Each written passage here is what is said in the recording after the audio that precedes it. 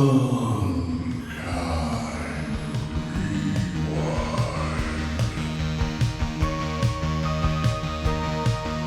to the chopper! You know what you are? You're one of those little fancy lads, aren't you? Link and I are cruising the mountain, bro. And we figured we'd some little juice. Welcome, everybody, to another Q's and Tease episode. Joined by Sean this week in advance of our discussion or teaser interview with Peter. How's it going, Sean? Hey, good. I'm getting set to get gooted. Yeah, you are. You need to get gooted every now and again. Oh, big time. Are you we're a couple hours from a Wolves playoff game. Are you jazzed? I mean, I've been hurt before as someone who knows pain in the cities that they've lived in with sports teams. Mm-hmm. So I have, so this is, Wolves, I think last won a playoff series, maybe 2004. Yeah, it's 04. When they went to the Western Conference Finals and were somehow able to contain Shaq, Kobe in a pivotal game six, and then ended up losing to somebody named Kareem Rush, who hit, I think, 5 fourth quarter threes. Uh-huh. And that was the closest the Wolves have ever been to the NBA Finals. But from then till now, it's been 20 years of just abysmal disappointment with this team. And even before that, I mean, that's the only year they even won a playoff series, right? Yeah. Even before that, we had playing notwithstanding. Playing doesn't count. Yeah, we had 15 or 16 years of existence be the same type of abyss. So my hopes are tempered by the history and the love that I've given this team over the years. I will say this, Josh. Ready for a bold statement? Yeah. If the Wolves can't get out of the first round of this playoffs, if they can't beat the Suns, I'm not talking about or watching the Wolves next year. That seems like a lot. There's a lot of fucking talent on this team. There is. I can't win a fucking playoff series. Yeah. You want to lose to Denver or OKC or whoever else? Fine. Whatever. We're recording this before game 2. Game 1. I was worried going into game 1 because they had been trounced by the Suns in all 3 matchups, and the second to last Suns game was honestly the worst I've seen the Wolves all year. Booker's going to go off. He's bound to. Could go off. Mm-hmm. I mean, Durant somehow, I can't believe the shots that he hits sometimes. He's a joy. I mean, he's unguardable, watch. and he's going to be good for 30. Like it's really just limiting. They have no one past their big 3, and so if you can only have one of the big 3 go off and contain the other 2, you might be able to win if you're the Wolves. Win a playoff series. Mm-hmm. Oh yeah, I've checked out for 15 years, like they should, and then. I'll accept whatever comes after that. But if they can't beat the Suns in a 7-game series with home court advantage, with health on their side, with this team, I'm fucking done for a year. I can't do it. Yeah. Mark my words. Yeah. Anyway, we do have some podcast business to take care of. Oh, yeah. Hopefully game 2 goes well. This isn't a sports podcast. Okay, sorry. No, it's fine. It's fine. People are probably maybe marginally interested in that. We've got a couple more Apple Podcast reviews that we've gotten. Great. Kay, our guest in the first pair of episodes, gave us 5 stars and said, "Delightful. The boys of Munch My Benson plus Sean bring you another wildly entertaining podcast diving deep within your psyche to ruin your childhood cinematic memories, full of nostalgia and references only true cinephiles will understand." Yeah. Well, on that note, Kay can come back. Yeah. Thanks, Kay. She prior to that review, I mean, I think all of us were like, "That's a wrap on Kay." we weren't excited about bringing her back, but now after that, she's redeemed herself. So Kay is welcome. Welcome back. Obviously, that's a joke, Kay. I should probably say Cocoon will be the first one that Adam's not on. You know, being a dad is hard. Yeah, I mean, we're not dads, so we don't know. Yeah. But hopefully we'll bring Adam back Yeah, on something down the road. there's definitely another one that we have in the can that will drop at some point. He does bring a lot. Oh, yeah. He's got quite the mind, and especially for something like this. You know, I think more people were look, more straight white men and podcasting could be a bad thing. Yep. But Adam somehow brings so much to the table Yeah. that he eclipses that stereotype. Yeah. But yeah, I mean, it's one of those things where just, you know, life is busy for him. So Yeah, if it works out, it works out. yeah, absolutely. We've got another Apple Podcast review. This is from Tim Yobo, who I know to be the host of Bloody Bits, co-host of Bloody Bits, which is the reason that I have seen Butt Boy, which is awesome. Great movie. He said, I'm enjoying the trip down memory lane. Great premise for a show, but as always, it's really the host that makes you want to listen. Come for the nostalgia, stay for the hosts. I'm also looking forward to someone picking Caligula. 5 stars. Wow. Someone had to say it. Caligula. I don't even know. I mean, does Caligula... Sean and I saw Caligula together in the theater. Look, this is primarily a podcast for the movies that we grew up with. We did see it. We were only 19 when we saw it. Yeah, we were not yet men, certainly. That was a very transformative experience. Yes, we also saw it with someone who we reached out to, and is not contractually allowed to appear on unapproved podcasts. The media company that he works for has to have approved a podcast first. So let me ask you this: has that person returned to the United States since watching Caligula? Yes, I've seen him since. Okay, I've seen him when we were in LA. He was there for the Oscars. Okay. Because they had a short that was nominated. I would feel bad if that was. I've seen him a few times, actually. I saw him a few times when we were still in LA. Okay, good. So that wasn't a severancing experience. No. That wasn't the thing that soured him on the United States. I would be really surprised if a guest grew up with Caligula. So we will never say never, of course. Oh, I hope so. Yeah, we need to. There's no way someone didn't see it at 15 sneaking. That's going to be the episode that Adam needs to come back for. Oh yeah, especially he'll just know. Yeah, he'll be able to sense it. But I mean, it's not like I'm not recording with him all the time on the other thing. We did get another couple 5-star ratings on podcasts, so thanks, listeners, and please keep them coming. After the pre-interview episode with Chad dropped on Blue Sky, Gopher Balls said, Firstborn was one of the movies that I got excited to see from the trailer, but it never opened in my town. Yep. Others included The Lady in White and A Christmas Story. Looking forward to the tight 5 on proper locker room etiquette. Oh yeah. Yeah, head balls feet. Yeah. Head balls feet. Then after the main event, he said this was fun. Firstborn was like E.T., but if E.T. was RoboCop and slept with a blonde mom, did Coke instead of Coca-Cola, and tried to make the kid's bike fly through the air in a completely different manner.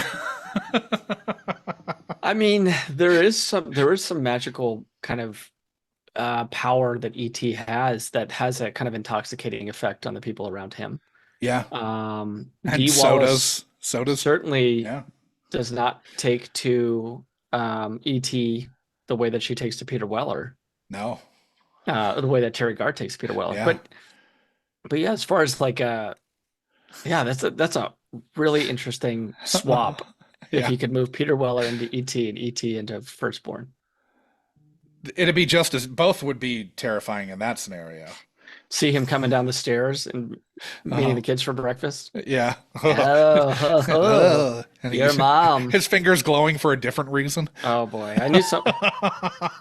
One of us had to say it. Yeah. Is his heart light lower? Yeah, he is glowing Uh-huh. a different spot. Yeah. All right, I'm getting creeped out by us. Okay, then got some more feedback in non-traditional ways. My mom emailed saying, maybe if you got more of my peers on the show, I'd listen. Do one, leave it to Beaver. Leave It to Beaver's not a movie, Mom. Yeah, I'll let you respond to her. Yeah. I'll tell her that we need to do movies. I'm not opposed to that though. Somebody from her generation coming on the show, I think that'd be interesting. I mean, do we really want boomers infiltrating every part of our lives and taking everything over? They already own everything. Maybe we can go somebody from a little bit older. Yeah. I want octogenarians. Let's get the greatest generation. Get the silent generation before them. Let's get the silent generation on.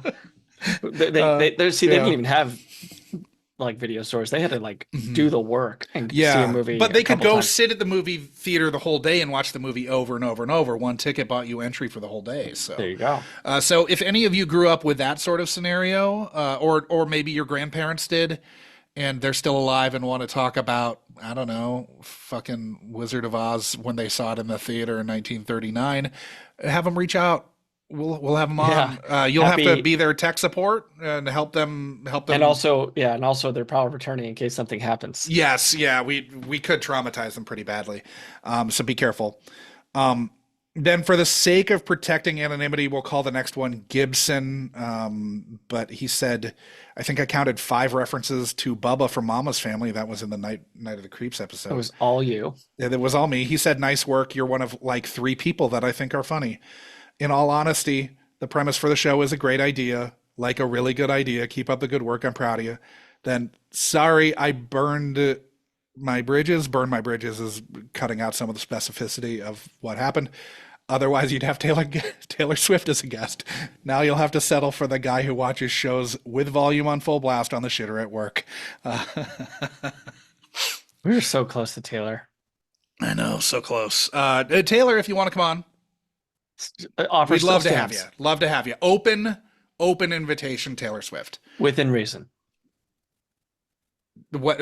No, we can have her on every single week if her schedule permits. Yeah, if it feels right that time. Like I don't want to commit to it right now. Okay. I just say within reason if she wants to come on.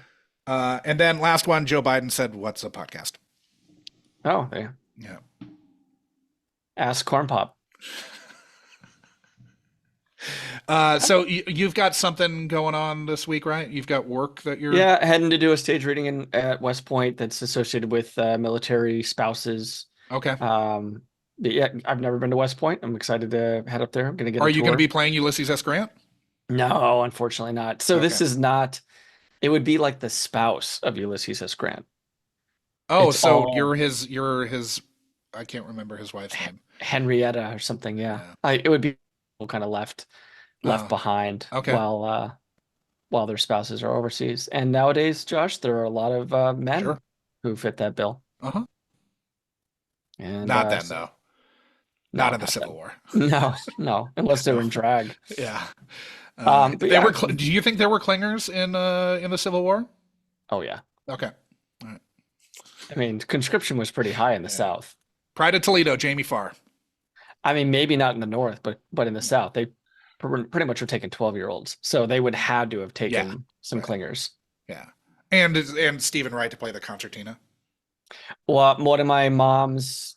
Oh yeah, that's a really dark, really great Deep. reference. Yeah.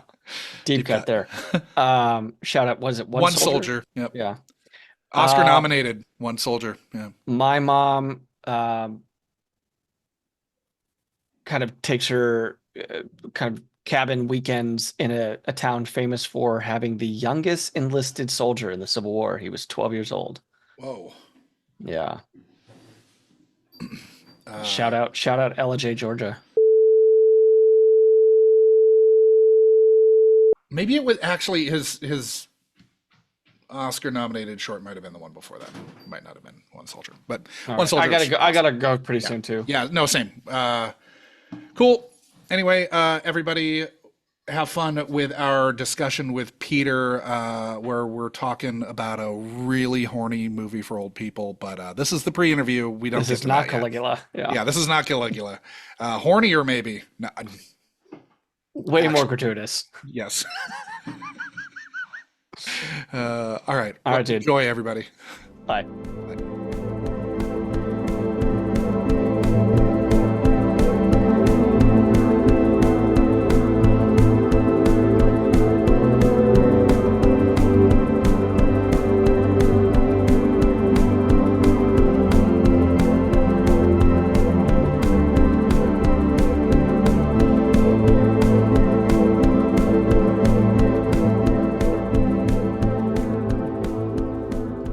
Welcome everybody to another pre-interview on the Unkind Rewind, where we are sitting down with friend of the pod, old friend Peter Johansen. Peter, since a big chunk of the audience may not know you, please introduce yourself as you'd like to be known. I was thinking about this because I've done so many things. And right now, the only thing that defines me is, well, I've been fighting cancer for a year. But I mean, I used to do stand-up comedy and improv, and I was in advertising, and I'm a carpenter, and I was a fine artist for a long time. But right now, I'm a man without a prostate. Who recently got a certificate of congratulations for completing radiation. Nice, congrats! My latest accomplishment. You need to get all that on a business card. Yeah, your name, and then everything you just said. Yeah. Mm-hmm. I do like being Peter Johansen, a man without a prostate. Hello, Peter Johansen, a man without a prostate. If you could wrap it around to the back of the business card, by all means. Well, I should get a business card that's like a cylinder, and just have it like a Horcrux? Is that what that was called? Yeah, like a Horcrux, something like that. Like, we're always mentioning those on the this Horcrux. podcast. Yeah. Damn it! There's the Horcrux again. That thing is bitch. just the centerpiece of everything. Yeah. That and Matthew Broderick killing people. Is that true? Vehicularly, yes. Vehicular. Oh, okay. Yeah. Mm-hmm. Those always come up. So, is your GoFundMe pinned on your Instagram? It is. My GoFundMe is pinned on my Instagram. Okay, yeah. And Peter obviously is, as his most recent means of gainful employment, was carpentry, and was way too I can't do it sick right to now. do that. So yeah. What are your socials to share them? So people. I guess I think my I shut my phone off. At Peter O. Johansen, I think is one of them. That is, yeah. And then Facebook is just Peter Johansen. It's on there sometimes too. You still on Twitter? I am, but I don't. But I use it. It's usually really. Peter O. Johansen, right? It's that one's actually. I think it's Dr. Jackknife Jr. I think. Okay. I think that's what it is. For a long time, I'll put them. You put your socials in the show notes. It's fine. Wait, I can tell. I mean, that makes sense to me. Yeah. From his name to that. Right, there is one that's at Peter O. Johansen. That's what it is. Okay. But yeah, some part of it is. It's either Dr. Jackknife Johansen Jr. or I don't know, something like that. And it's Johansen with an E-N. Johansen. Yeah. That's it. So you live in LA now. We knew each other from Austin and LA. Yeah. You grew up in the upper Midwest though, correct? I grew up in northwestern Wisconsin in a little town called Amory that's like an hour and a half northeast of Minneapolis. It was a very tiny town, little culture. Yeah. Meaning zero culture. Yeah. But you probably other than things like Cocoon. Yeah, sure. So no culture. Well, It's all for old people having fun. Which ties in perfectly. Sure. Yeah. and I mean, the old Amory's a person- fishing town, right? Like, I mean, it's sort of it has lakes. Amory's I'm like sure a- people would go there fishing. I have been fishing in Amory before. I mean, it's Amory's City of Lakes is what it is called, but it's really like Which of is the thing funny with because Minneapolis is also City of Lakes. City of Lakes. Yeah. Well, everything up there is area Sure. of Yeah. lakes. Uh-huh. I mean, like, because there's those other towns around there, right? Like near Richmond, Mhm. which now has benefited from the new highway, so it's boomed in size. And Oh then yeah, there's St. there's a Croix huge Falls. distillery there now. Right. And Yeah. then St. Croix Falls is to the north, which is like benefited from Highway 8. Mhm. I mean, like people will really love all this region, but Amory's stuck in this like valley between the middle, and there's like no reason to go to Amory. And they keep tearing down any quaintness of the town. Like there's an old-fashioned water tower there. I don't know if you remember. It's like one of those old like tin cans with a steeple roof kind of thing. And a while ago there was a movie like, let's tear that down in case kids. It's like, no, it's the last thing that is cute about Amory. It's the last vestige of something like, quaintness. Yeah. People keep moving. There's a movie theater there that my best friend's family owned growing up, and people keep moving into it and trying to make a thing out of it. Like, okay, we're only going to show old time movies on Sunday afternoon, but it's gonna be a coffee house, and it's also going to sell books. And then like that lasts a month, and then they that's not enough money coming in. Yeah, what? No, that didn't boom in Amory. I'd go there. Sure. I don't think I would. Books, coffee, movies. Yeah. sold. But it's what kind of books? It might have even been like a Christian bookstore. Oh, okay. yeah. And you got to Hard remember. pass. Hard Remember the pass. culture thing? yeah. Remember the culture thing? This isn't Vromans. Yeah. Or the Strand or something. It's Amory. So after Amory, you jumped around a lot. I went from Amory to Duluth to Amory to St. Paul to Minneapolis to the Bay Area briefly, to Portland, to Los Angeles, to Austin, to Indianapolis, back to Los Angeles. And then I kind of lived in Bend for almost a year. Yeah. And then now I've been mostly in LA for the last decade. Yeah. So yeah. Bend was you were on a project. You still had your place in LA. Yeah, I did. Yeah. But I was there for like 9 months. Oh so yeah. No, you were there for It was a a long long fucking time. Yeah.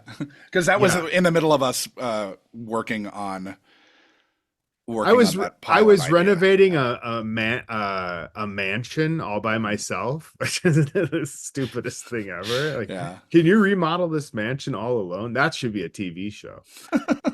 I did want to make a TV show one time called All by Myself that was just showing me do really stupid things like with that Eric Carmen playing. I shouldn't be able to do by myself, and how I figure out how to do it by myself. Like, well, I'm gonna have to build another man out of wood, and then he can hold this for me. So the movie we're doing is Cocoon. And when do you think the last time you saw Cocoon was? It was in the 80s. Uh-huh. I'm pretty sure. I mean, I know I've seen it multiple times, but I'm almost sure that it's in the 80s. I was thinking this morning about like, because Cocoon is kind of like the filmic centerpiece of this mid 80s fascination with old people. Yeah. Like, like there's Golden Girls and there's Cocoon and Cocoon 2. And then there was that movie with Burt Lancaster and Kirk Douglas where they played old bank robbers or train robbers. What is that? And then they couldn't get it together, so they decided to have one last heist. And I mean, It's like, not Tough Guys, right? Something, yeah, that was what it was. I think Maybe that's a movie they did earlier, but I know that they got together on Tough Guys. That sounds right, to be honest. But there was remember in there's On Golden Pond also, which is that's half old people. That maybe kicked it off. That might have maybe off did. I think it's a little earlier. The old Renaissance. Yeah. There's also that one part of the Twilight Zone, the movie, that was the old people that would turn young at night and then go back to being old. Yeah. And that there was just so much old. It was really a thing. You saw it a lot too in advertising where a old person would be used kind of at the end of a spot doing something that the younger kids were doing in the majority of the spots. Where's the beef? Yeah. Where's the beef? Being a Where's cute the old beef, person- but also like the Pepsi generation and Mhm. like you could Oh, have yeah. you could have an old person kind of like through clever editing breakdancing. breakdance or skateboard or Yeah. Well, there's aerobics. also True. like 18 again, and all the like George Burns, old as fuck George Burns, like, Right. yeah, I forgot about that one. That's another one that like I remember like it's old people wish casting they could be young again. yeah, Yeah. that's interesting. But then having to watch Charlie Schlatter act like he's supposed to be That's- George Burns in his body. Was this the greatest generation that we're talking about? No, it was the no, parents they're- of the greatest It's the generation. silent generation, Oh, right? okay. Oh no. It is the greatest generation because it was like my grandparents would have been like the star of one of these movies. So they would have been yeah, I think it is the greatest generation. I am Generation X. Yeah. Yeah, we're right after you. All the way. But we're also not really millennials either. We're like not. that exennial micro generation. Do you feel like your generation is more useless or than As useless as every other generation? as the Generation X is truly, because I feel like one of the things about Generation X is like we were trained for the old world and then grew up in the new world, and it's just like I feel like everywhere I went my entire life, I saw the last act of something. Like even when I moved to Austin, like I feel like I saw the last act of like what was like the cool part of Austin, and I know now it's like it's gone. Yeah. Like what did they do with the Daniel Johnston mural? Didn't they like I think the mural's still there actually. But something happened to it, Yeah, right? they tore or someone, I don't know. What shit happened with it. Right, yeah. It's not weird anymore. Yeah, it's not weird. It's condos. It's weird in a different way. It's just condos. Yeah. Lots of condos. So in the 80s, you probably would have seen this when you were 10 the first time? Yeah, because I think it came out in 1985, right? It did, yeah. Mm-hmm. Yeah, so that would be in 85 I was 11, but I wasn't 11 until July. So I probably saw it when I was 10 or 11. I seem to remember it being in 5th grade that I saw it. So was it a theater experience? Everything was a theater experience because my best friend his parents owned the theater. So like we went to we had in the theater in Amory, we had, it was like, the theater was set up so it was like 4 seats on each side and then 2 aisles and then like 8 seats in the middle. And all the way in the front, in the middle section, the 2 front right seats were my best friend and mine's. And I was just telling somebody about this the other day, and we would go there, and if some kids were in those seats, it would be like, get out of our seat, our seats. And so like I saw every movie in the theater, except for we were turned away from like one movie because his dad thought it was too graphic, and I can't think of what it was. But yeah, it was. I saw it in the theater. And then you said you had seen it multiple times in that decade. Was it something that found its way into your house on VHS, or was it something that you? It probably was just on to cable. Okay. I think it was probably on like HBO or something like that, and then they play the heck out of it on like that would have totally been one that they played like crazy on HBO. Yeah. Like I feel like I remember watching it that way in our den, watching it on HBO or something. It'd be nice to go back and look at the records and see how many times HBO. Oh, screened it in 1985. Yeah. So in like briefly, just a few sentences. Obviously, again, you haven't watched this since then, but with like just going from memory, what do you think the basic plot of the movie was?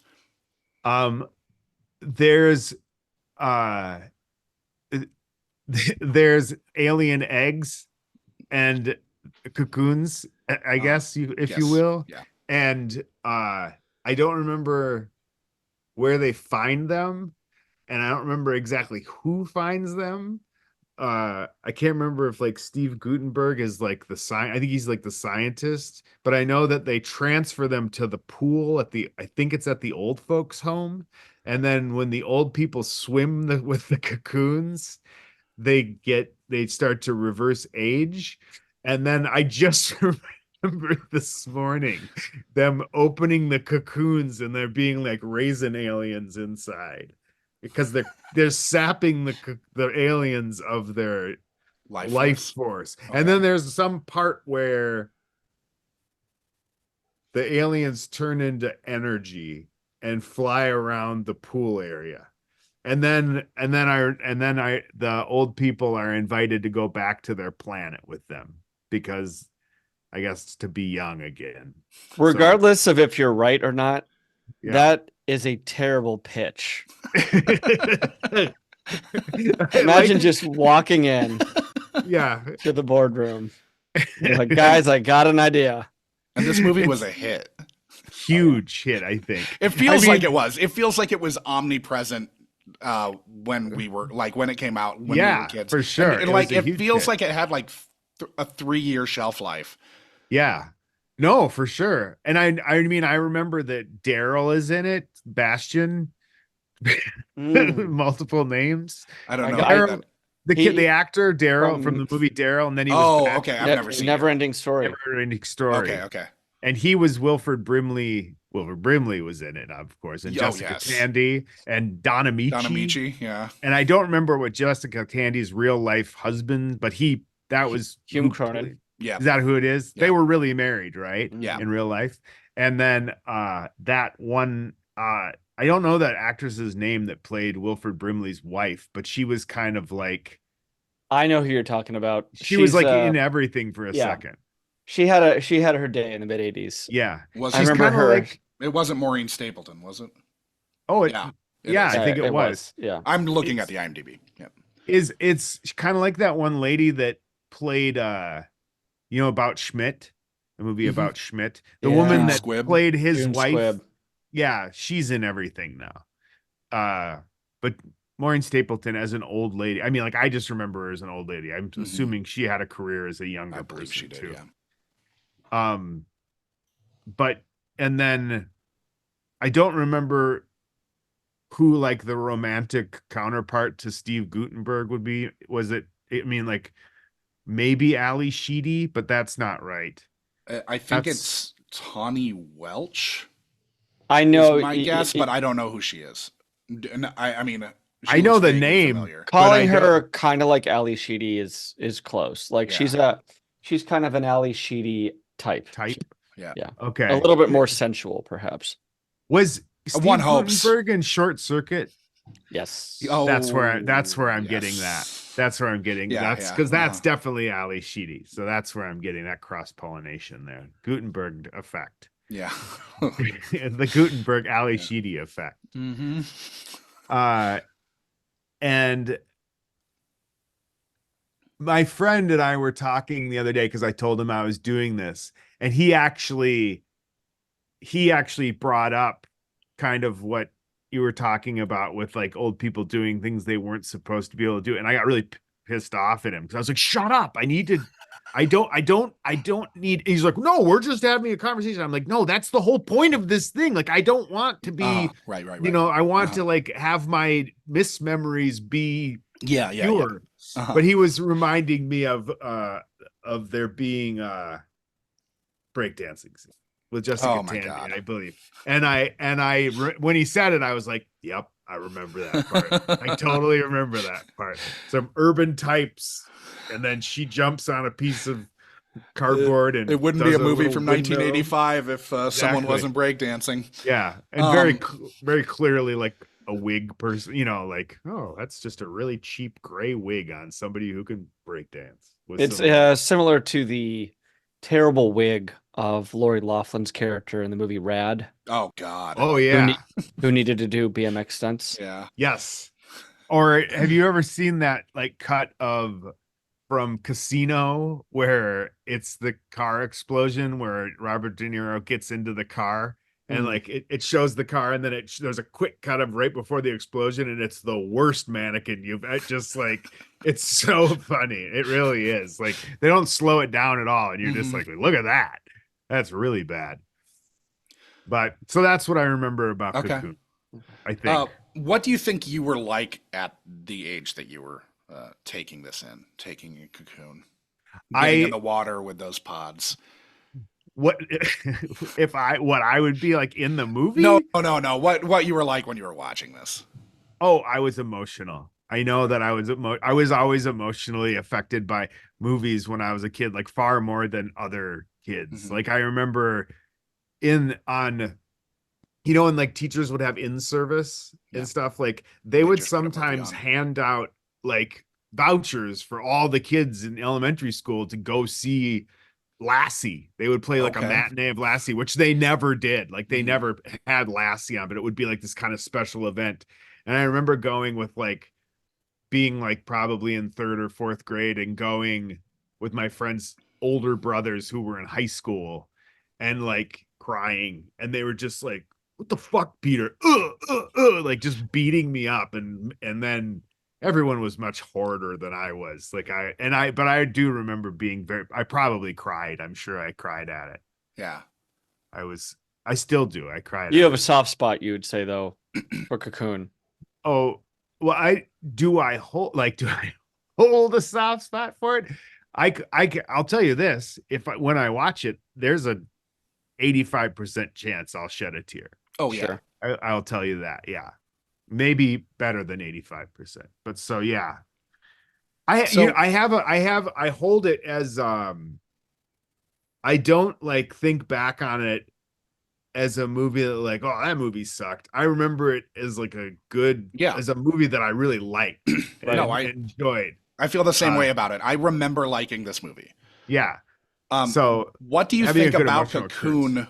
What do you think about Cocoon appealed to you appeared to young Peter?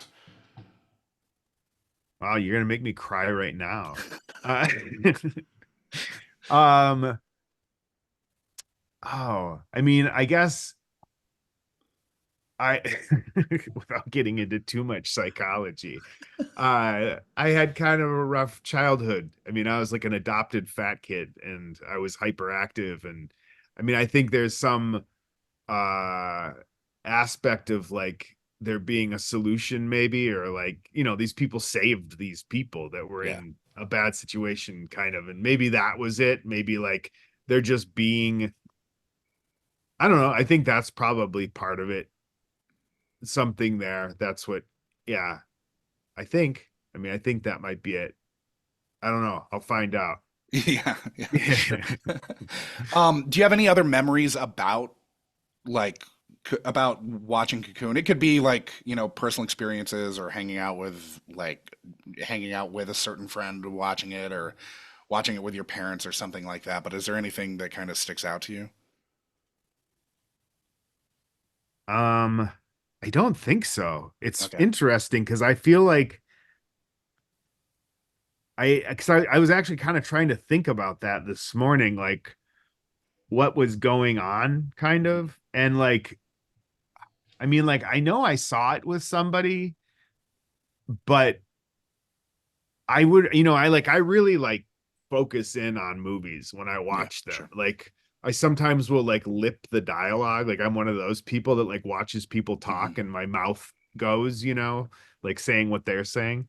And I think it would have been one of those experiences where I was really like emotion. What is that? There's a term for that. The trance-like state that the viewer is put in while watching film. And I know there's an actual term for that. And because I remember learning it in art school and I can't remember what I it don't recall was. what it is. Yeah. And it drives me nuts because it is such an interesting thing to like total transference of consciousness into a film and just projecting yourself into a film is that. But yeah, I mean, it was something that I think I paid really close attention to when I was watching it, and I really liked it. There's a lot of movies I saw. Do you remember that movie Dad? with Alan Amici and Ted Danson? and Ted Danson? Yeah, that's right. Wasn't it Jack Lemmon? Oh shit, maybe it is Jack Lemmon. Yeah. Because there's another one with. Isn't there another one with Alan Amici and Ted Danson? It doesn't matter.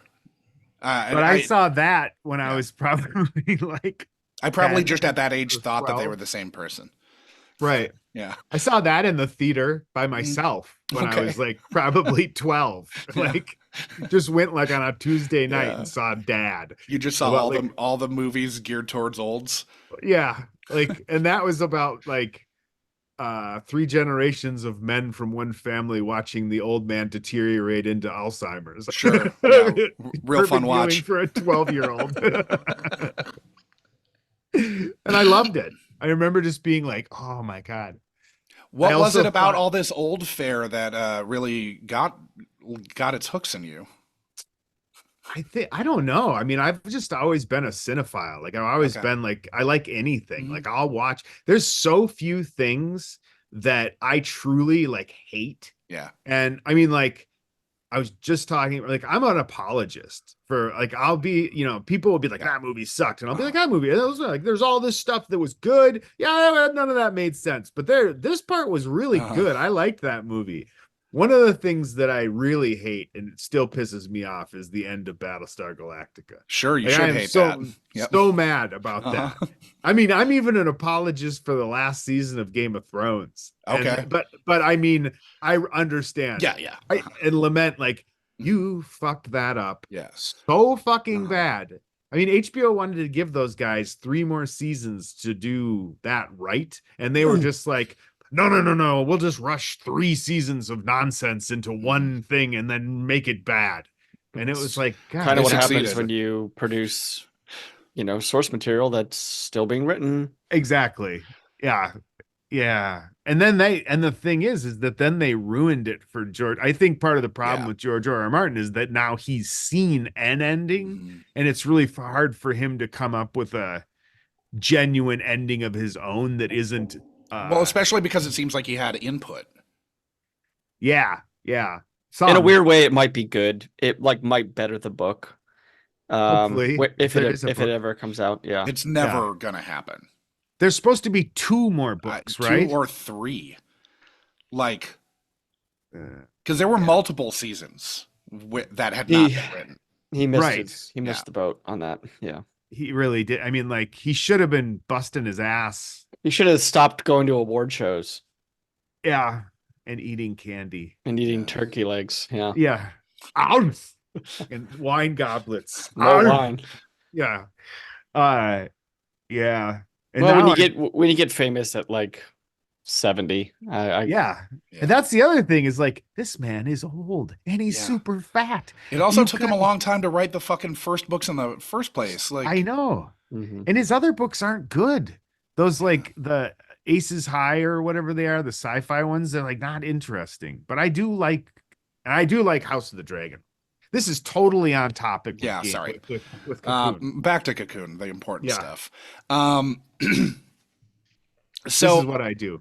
do you feel like you gravitated towards any character in this film? This film's kind of weird. So, do you feel like you gravitated towards any character in the film as your analog, or do you recall this? I mean, it definitely would have been Bastion Daryl. I mean, not Gutenberg?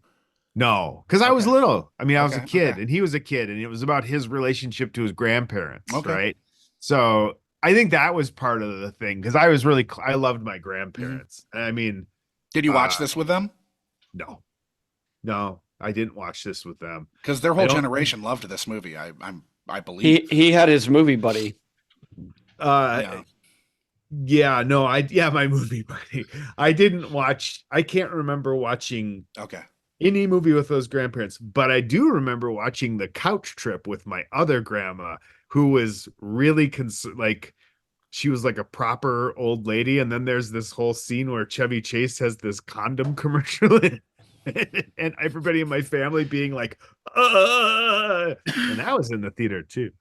That was a good movie with Walter Matthau. Okay. I haven't Yeah. seen that either. Really? The Couch Trip, I think, is actually worth watching. I think it's a good one. So's Cocoon.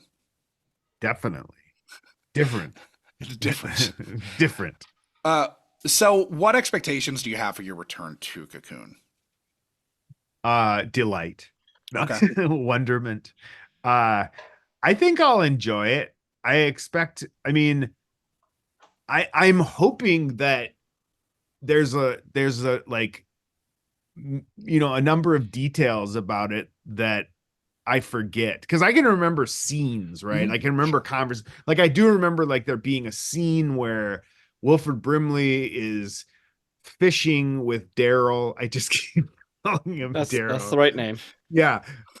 And I think they're standing in the water, like up to their hips, because it's in Florida.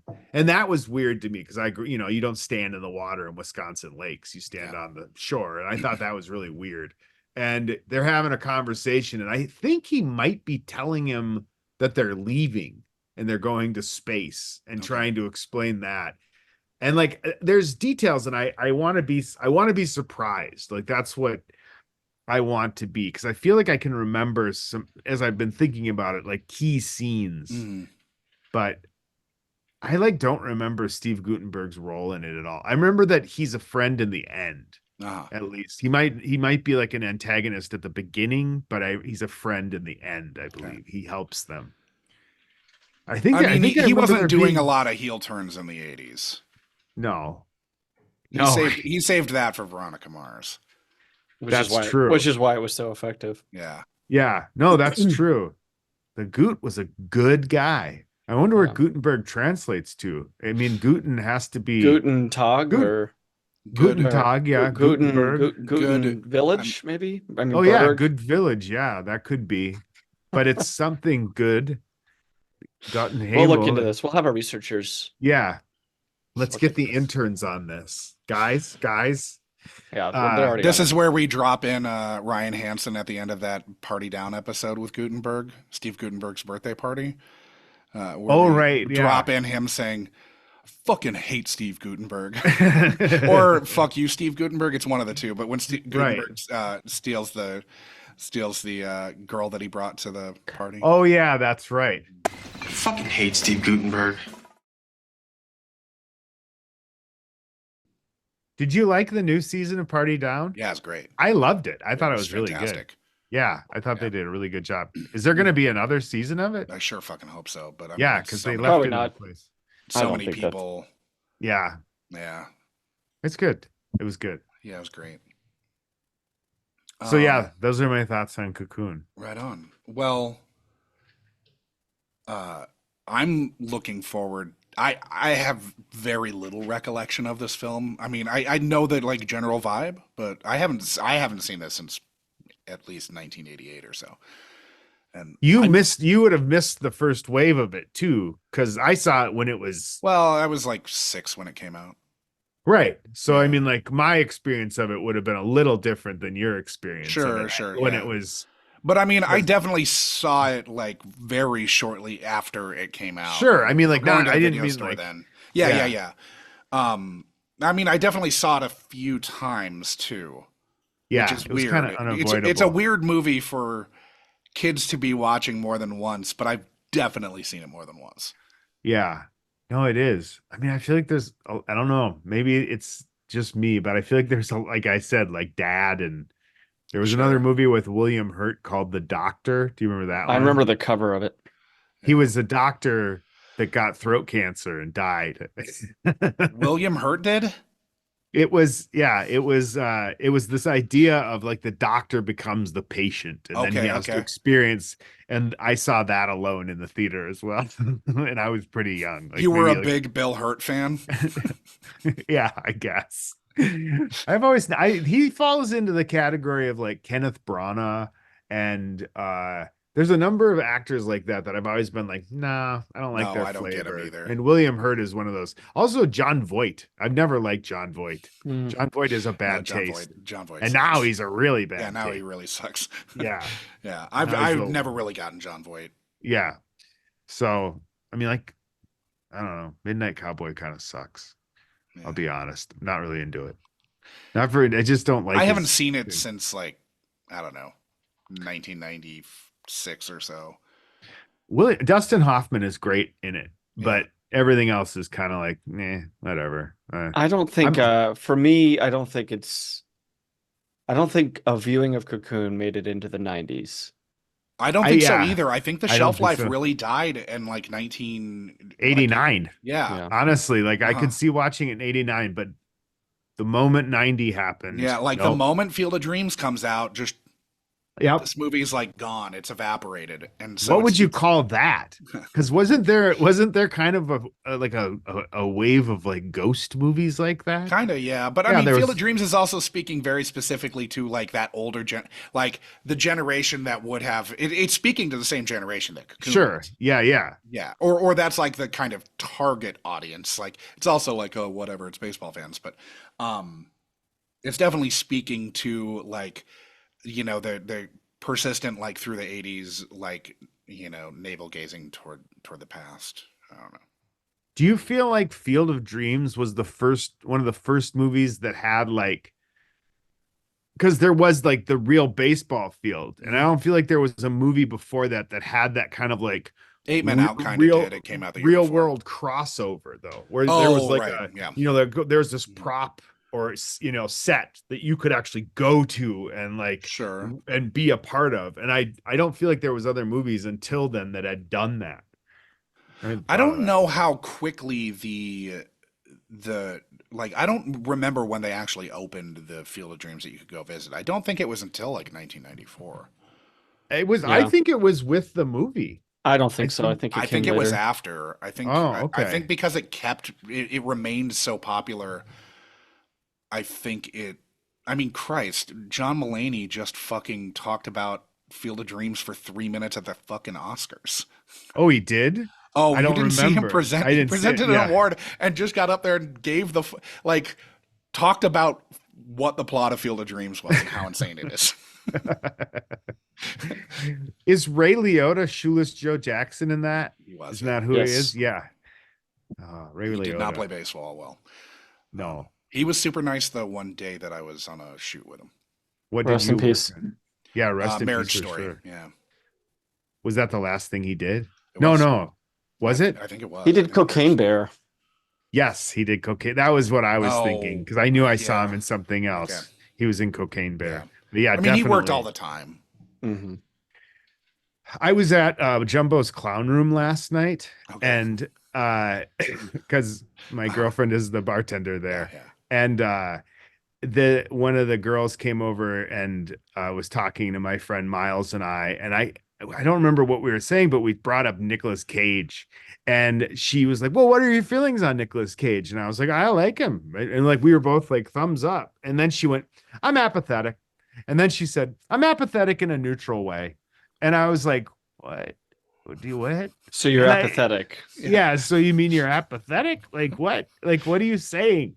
And then I was like, I don't understand, because I explained to her, like, do you understand that Nicolas Cage lost all of his money, and then for like the last 25 years he's had to make every single movie anybody has presented to him? So you have like 10 kind of crappy crazy movies, and then he'll have one that's like an Oscar winning Yeah. level performance, Yep. and then 10 more like nonsense and then now there's this like, But he's not You know- mailing those nonsense ones in. no, which not is at the crazy all. thing. I mean, Yeah. the thing is, he's not mailing them in, but the material isn't Oh, yeah, necessarily so good far, enough to like even he's bringing everything he can to the material, but the material he can't even elevate to the point that now the movie is good. Yeah. Like but then there's the movies now where like, you know, he makes like, what was the movie with Pedro Pascal?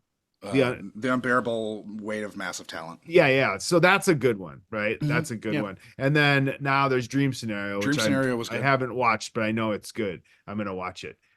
But then Pig was great. there's what? Pig was great. I didn't see that. I have to watch Pig that was too. fantastic. But there's becoming more and more good ones. Yeah. And then like you would qualify like Mandy, and then whatever that other like super dark crazy where he has to rescue his daughter from hell or something. the- What's that? Well, there's the color one, right?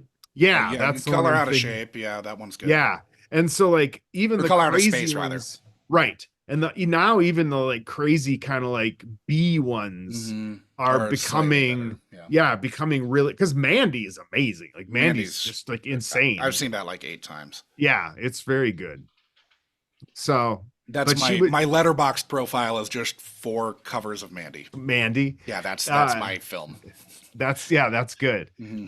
But that girl didn't know that, and then I get mad. Oh, And I'm yeah, like, yeah. how can you have a strong opinion about something you don't know anything about? And how can you not care about Nicolas Cage? I know It doesn't seem like someone that you need to spend any more of your time with. I know, that's what I felt like, and I just kept saying, "Hey, she's apathetic in a neutral way about Nicolas Cage." I was kind of being a dick.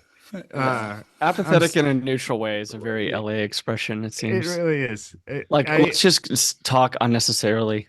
Right. After we're very direct with the first 4 words or whatever. Yeah. So I apologize to now for talk. I shouldn't have said her name. Bleep that out. But I apologize to her for I'll teasing bleep it. her. I'll bleep it at least in the. It might not bleep on. I don't know how to bleep on. I think we leave it in. Video app. Sorry. Yeah.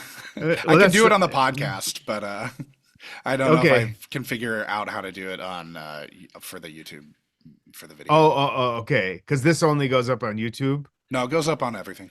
Josh okay. and I want that smoke though. Yeah. We want to encourage Ranger's wrath. So I don't. Yeah, no. Yeah. This is just Sean and me. Yeah. Peter has apologized. I have apologized. So we will be back next week to discuss Cocoon with all of us having. Sean, you've seen Cocoon before too, right? Yeah. But it's been no years. one's seen this movie since 1989. I need to get. Right. I need the to, history of mankind. I need to get gooted, guys. Yeah, I can't wait Yeah. to get goaded. The other thing that we haven't talked at all about is that there's actually a sequel to this movie. We'll get to that. Yeah, we'll I talk know. about that. I don't think I've seen the sequel, but No, I wonder if definitely the have. sequel killed the if it had just been a one-off. I bet Cocoon would still be in the zeitgeist to this day. But I think I remember as the much sequel about probably killed it. the sequel as I do about the original. That's Because crazy. it could be called Cocoon 2: The Old's Return. That's what happens. But We'll I don't just. remember I mean, why. I think for our sake, we'll just hope that it. No, didn't- we'll just yeah. Hope I get we'll you. we'll pretend that it didn't happen. Right. So this can remain pure. Anyway, thank you for joining us, Peter. I'll have your socials in all of the show notes. Thank So you for everyone- having me. I look forward to revisiting this next week. We'll see ya. See ya. You've just listened to another installment of the Unkind Rewind podcast, mining and potentially ruining your childhood for content, one film at a time. Unkind Rewind is a Munchcast production and can be ingested wherever you listen to podcasts and on the Unkind Rewind YouTube channel. Music for this and every other episode of Unkind Rewind was composed by Divorcio Suave. Rate and review Unkind Rewind on Apple Podcasts, Spotify, Good Pods, Yelp, IMDb, Consumer Reports, Google Reviews, and TripAdvisor. Links to all of our social media accounts are in our show notes, but you'll find us as @UnkindRewindPod on nearly every social media platform that makes sense. If you had a question, concern, complaint, or positive feedback, you can email the podcast at unkindrewindpod@gmail.com, or you can join the lively Munchcast Discord to discuss this or any other episode of the Unkind Rewind with like-minded people. This dialogue with the pod may just make it into the next week's ep, so chat away.